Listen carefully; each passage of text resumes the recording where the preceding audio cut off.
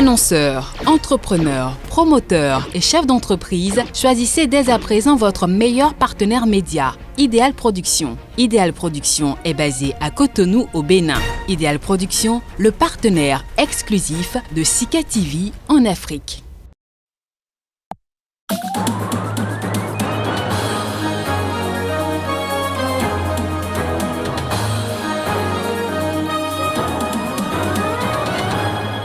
Des centaines de manifestants en colère sont descendus dans les rues de la sortie Abuja lundi. Ils protestaient contre une hausse importante des kidnappings contre rançon dans la périphérie de la capitale fédérale du Nigeria.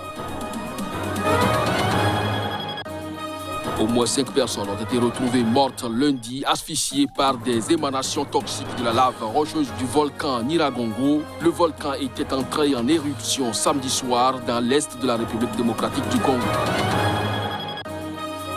Au Mali, les négociations entre le gouvernement et l'Union nationale des travailleurs du Mali ont à nouveau échoué. Dans un communiqué, la principale centrale syndicale du pays annonce débuter ce lundi une seconde grève de 5 jours.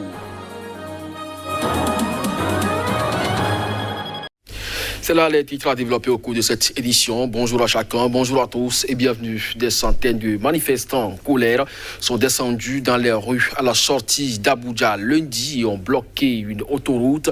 Ils protestaient contre une hausse importante des kidnappings contre rançon dans la périphérie de la capitale fédérale du Nigeria. Reportage. Le Nigeria, pays le plus peuplé d'Afrique, avec 200 millions d'habitants, est en proie à de nombreux problèmes d'insécurité et notamment à de nombreux kidnappings contre rançon perpétrés par des groupes criminels plus ou moins organisés. Ces enlèvements visaient auparavant les citoyens riches ou les travailleurs expatriés dans le milieu du pétrole, mais ils se sont désormais étendus à toutes les classes sociales, même les plus pauvres. À chaque enlèvement, la réaction tardive des forces de sécurité révolte les populations. Et chaque fois qu'ils viennent, la sécurité arrive toujours 30 minutes après qu'ils aient quitté les lieux. Alors, vous devez faire quelque chose parce que ça devient trop difficile. Des groupes de jeunes hommes ont dressé des barricades de pneus en feu sur la route entre Abuja et Kaduna, qui mène vers le nord du pays au niveau du district de Tafa, et ont mis le feu à un commissariat, a pu constater un journaliste de l'AFP sur place. Ils chantaient et criaient en remontant l'axe routier. Les kidnappings doivent cesser dans une scène de grande confusion et de colère. Il y a 5 jours, ils ont enlevé 4 personnes et hier, ils sont revenus et ont enlevé 16, criait l'un d'eux, ne souhaitant pas divulguer son identité comme tous les autres manifestants. Selon les médias locaux, 12 personnes ont été enlevées sur cette route réputée pour son insécurité, rien que la semaine dernière. La police de l'État nigérian du Niger, frontalier de Tafa, a confirmé lundi l'enlèvement de 6 personnes dans la nuit de dimanche à lundi, mais a vivement condamné les manifestations menées, selon elle, par des voyous. Au Mali, les négociations entre le gouvernement et l'Union nationale des travailleurs du Mali ont à nouveau échoué. Dans un communiqué rendu public dimanche soir déjà, la principale centrale syndicale du pays annonce débuter ce lundi une seconde grève de 5 jours parce que insatisfaite des propositions faites par l'État. Reportage. L'Union nationale des travailleurs du Mali et le gouvernement ont entamé de nouvelles discussions sur les salaires, les primes et les indemnités. Après 11 heures de négociations, les conciliateurs étaient optimistes sur la signature d'un accord entre le gouvernement et grévistes. Ces derniers ont finalement durci le ton et annoncé l'échec des négociations. De son côté, le gouvernement affirme que les négociations avaient bien débouché sur un document validé par les deux parties. Mais au dernier moment, l'UNTM a décidé de ne pas le parapher. En attendant, les travailleurs maliens entament ce lundi l'acte 2 de la série de grèves. Celle de la semaine dernière avait paralysé l'administration. La douane, par exemple, avait quasiment fermé ses portes. Le manque à gagner par l'État était important. Il faut ajouter à ça les travailleurs du secteur bancaire qui avaient également suivi le mouvement. L'Union nationale des travailleurs du Mali, syndicat de fonctionnaires et de salariés du secteur privé, avait lancé lundi dernier un mouvement de grève de 4 jours après l'échec de précédentes négociations avec le gouvernement sur les salaires, les primes et les indemnités.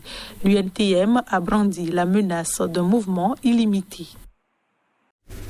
Il faut dire à propos du Mali qu'après la publication du second gouvernement du président Bandao, les militaires ont amené deux sous contrainte, le président de transition et le premier ministre Mokhtar Ouad.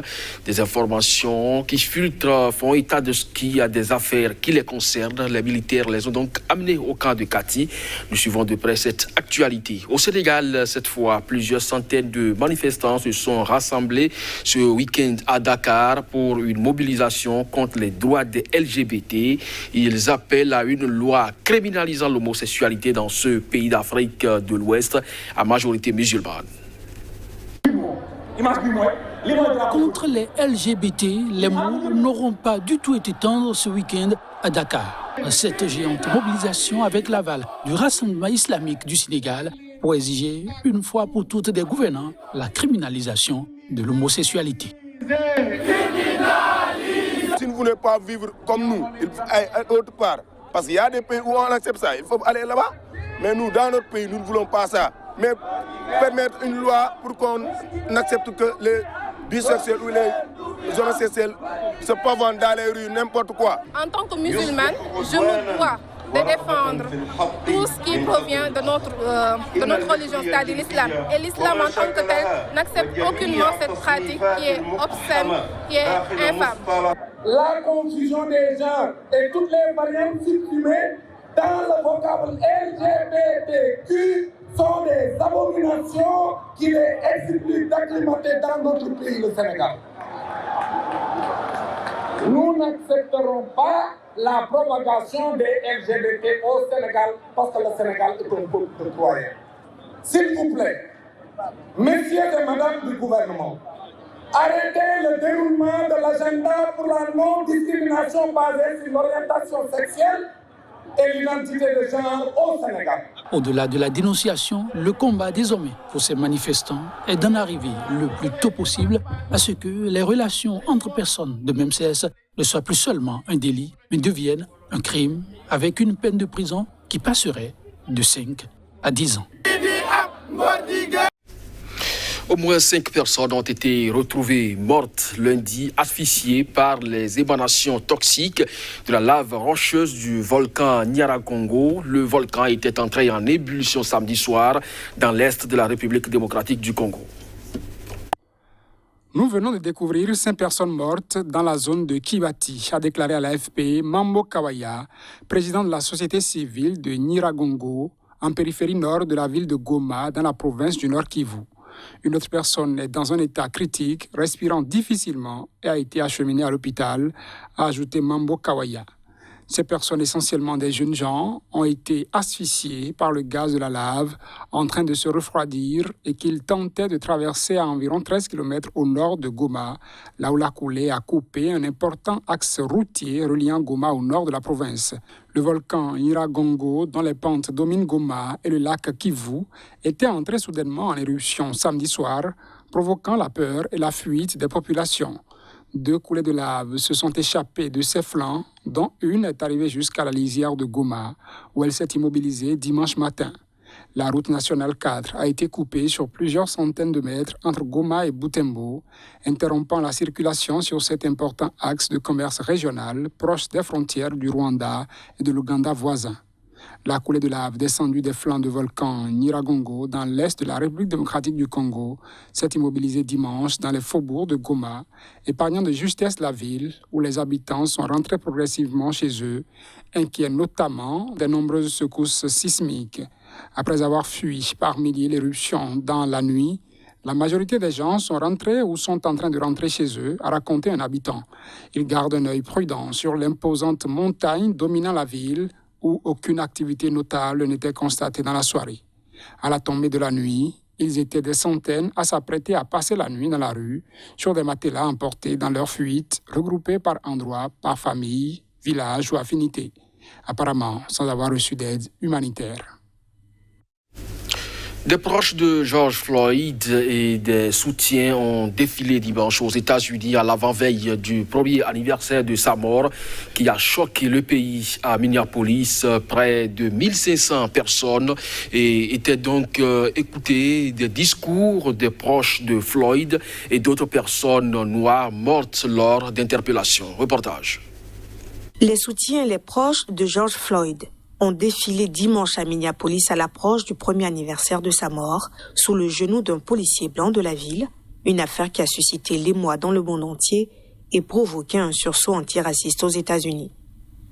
Le rassemblement a débuté par des discours devant le bâtiment où Derek Chauvin a été reconnu coupable de meurtre le 20 avril. L'ancien policier, aujourd'hui incarcéré, sera fixé sur sa peine le 25 juin.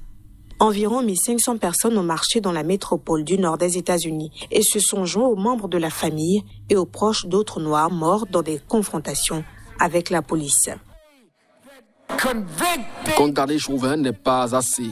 Nous avons besoin d'une législation fédérale.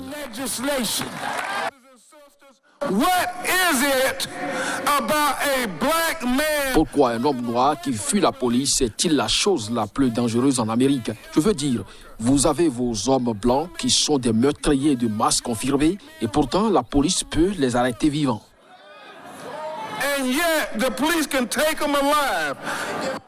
George Floyd, 46 ans, avait été tué le 25 mai 2020 à Minneapolis lors de son arrestation par 4 policiers qui le soupçonnaient d'avoir écoulé un faux billet de $20. Un an après, Minneapolis est toujours marqué par la violence et face à une flambée des homicides et des agressions armées, des habitants de la ville se sont organisés en patrouille citoyenne. Le maire Jacob Frey, qui prévoit de créer 200 postes supplémentaires de policiers, a dit soutenir les initiatives de la population, y compris les patrouilles citoyennes.